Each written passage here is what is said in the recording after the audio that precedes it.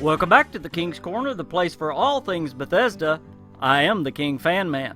You know, a Bethesda channel wouldn't be complete if it didn't go back at least once and see the beginnings of Bethesda. Now, this is not going to be a history lesson on who started the company or any of those type of facts.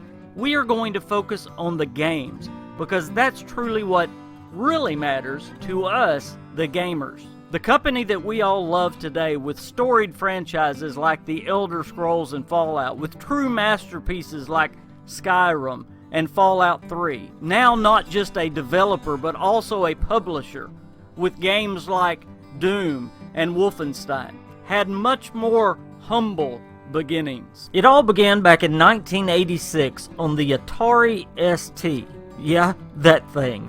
With the classic football game called Gridiron. Now, this first game was a success, and it even came under the eye of Electronic Arts, and they hired Bethesda to make a follow-up to Gridiron that they wanted to call John Madden Football. However, the game Bethesda developed for EA never ended up on retail shelves. This later leading Bethesda to sue EA in 1988 for $7.3 million in compensation. So yes, even though EA got in the way and messed it up, which they do best, Bethesda did develop the very first Madden football game. Just another historic achievement for this storied developer and publisher. Their next game was not so historic. It was a game called Vortex. 2 years later, in 1988, it came out on the Amiga, which I had to look up. It was a Commodore computer just before the Commodore 64.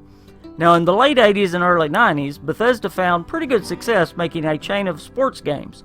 Those began with one of their very biggest, and one that literally put Bethesda on the map. In 1988, the same year as the mighty Vortex, Wayne Gretzky Hockey was released to critical and financial success and sold over 350,000 copies. Of course, their biggest selling game to date by far. Wayne Gretzky Hockey was released on the Atari and MS-DOS. This would also be the last game Bethesda would make in the 80s, as they were focused on developing their next title, which was trying to continue the success of the first. Bethesda released Wayne Gretzky Hockey 2 in 1990 on the MS-DOS. The game was a success, but it was kind of seen as just more of the same of the first game, and it didn't sell near as well as the first game either. But it still would end up as the second best-selling game for Bethesda in their short history. Since they had found such success with the two hockey games with superstar Wayne Gretzky, Bethesda chose to make another hockey game. In 1991, Hockey League Simulator was released on the Amiga and MS-DOS. I found it very hard to find information on sales figures or anything like that for Hockey League Simulator, but I found multiple places where you can download the game and play it today.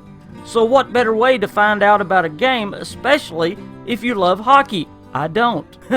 Finally, I found that the game didn't sell near as well as the second Wayne Gretzky Hockey, probably because it didn't have the superstar endorsement and advertisement to go along with it. Since the hockey ice wasn't on fire anymore, insert joke here, Bethesda went in a completely different direction with the next title. For Bethesda's sixth game in 1991, they announced and released the Terminator, based on the 1990 movie by the same name. It was released on MS-DOS, the NES, the Sega CD, and the Super NES. It was a very unique action-adventure unlike anything Bethesda had ever done up until this point. It took place on a maze-like open-world map, roughly 10 by 6 miles, which was huge for a game of that time. And it was a 3D rendered area of central Los Angeles. This was the first game Bethesda made for multiple consoles, which also opened up a lot more sales for Bethesda.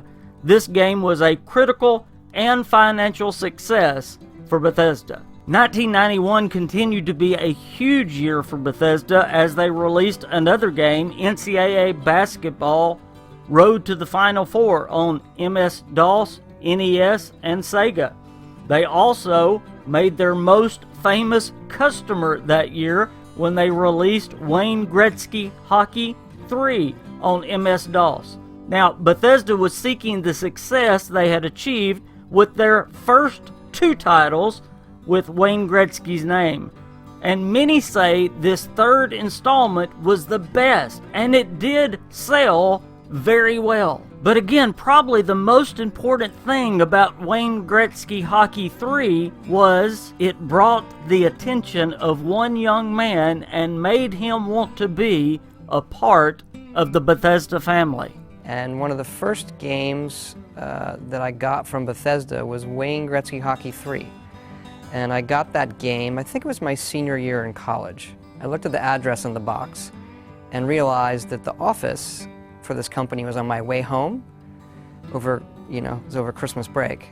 So I drove into the office and just knocked on the door and said, I want to make games, and I like your stuff, and you're on my way back to school, so you should hire me. This is an excellent reason. Bethesda's next title could definitely be called A New Direction. They had tried sports, and they had tried action sci-fi with the Terminator series.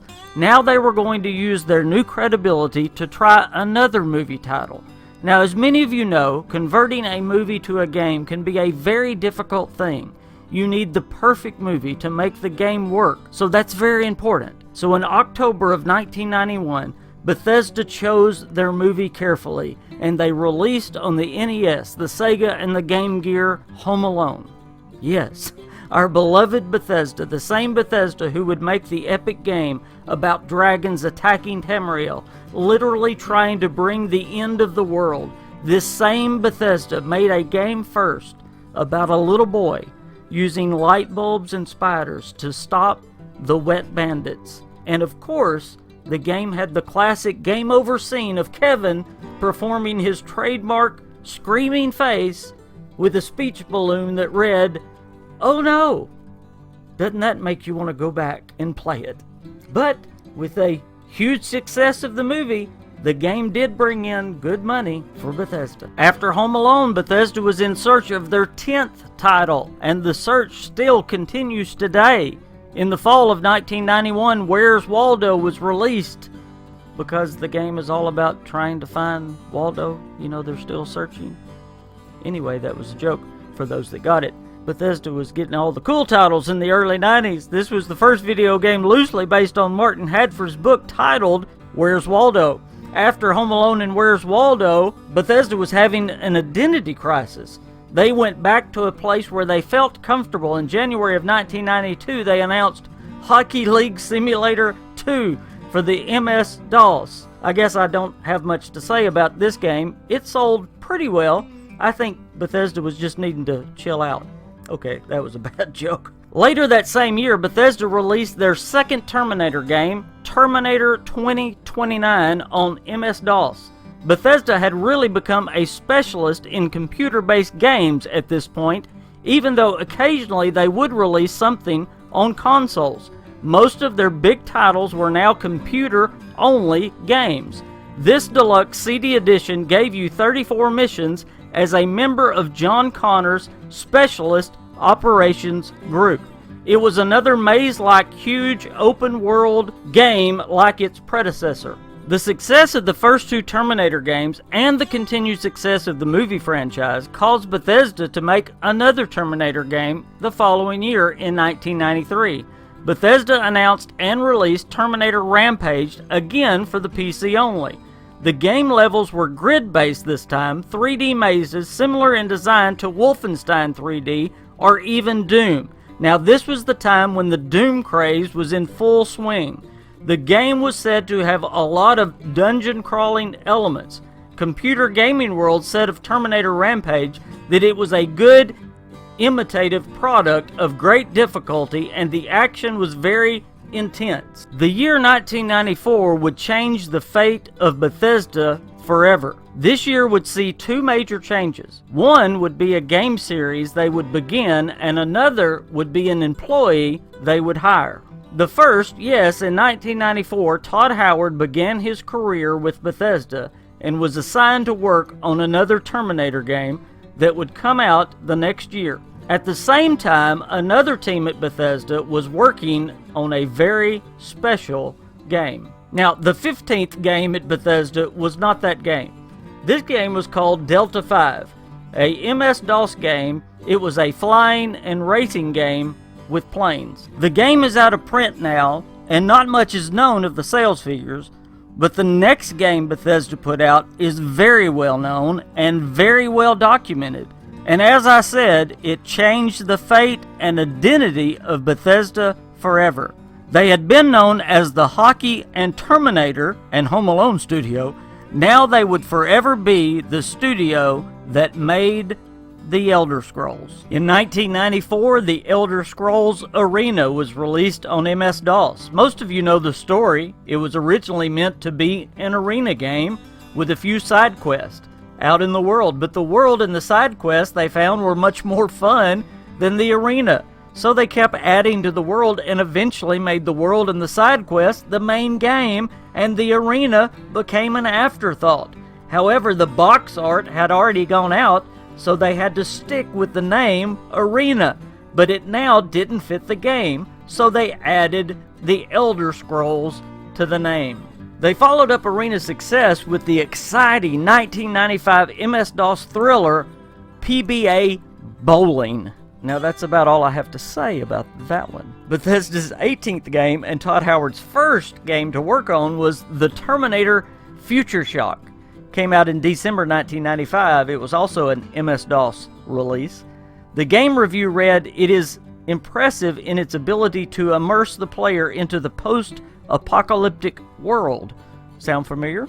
The review continued, "It sets itself apart from other first-person shooters with freedom to explore and destroy."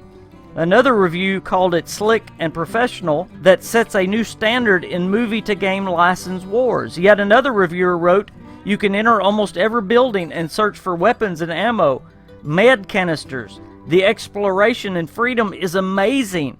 Again, sounds very familiar, and it's easy to see why Todd Howard went straight to the top. The game scored very high with fans and critics alike and was a huge financial success as well. Bethesda's next game would be another Terminator game, and Todd Howard would have a big promotion as a team leader on Skynet that came out May of 1996. It was also an MS-DOS title. It was intended to be an expansion pack for Future Shock, but was adapted into a standalone product. Todd Howard was not only made a team leader because of his work on Future Shock, he is listed as the lead designer, so he received quite a promotion from his first to his second game. As good as Future Shock was, Skynet was even better. It received 5 out of 5 stars from Next Generation magazine. Now, the 20th and last game I will cover in my list of beginning games for Bethesda